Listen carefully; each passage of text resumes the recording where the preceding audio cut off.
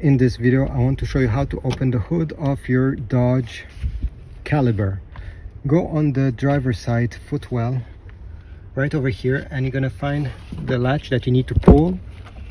That will be right over there on the left side. Pull it completely, and now let's go on the front.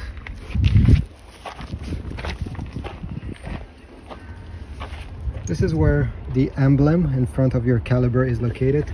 If you look closely, and it's a bit hard to see, this is the latch that we need to pull towards the left side.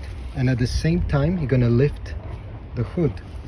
So let me demonstrate while holding my phone. It's a bit hard to do it, but okay, I find that latch and I'll push towards the left side. You can even do it with your thumb.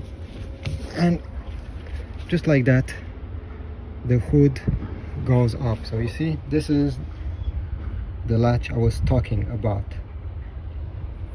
Now you need to put the prop rod to keep everything in place. Putting it over there, you'll be able to have access to the engine bay.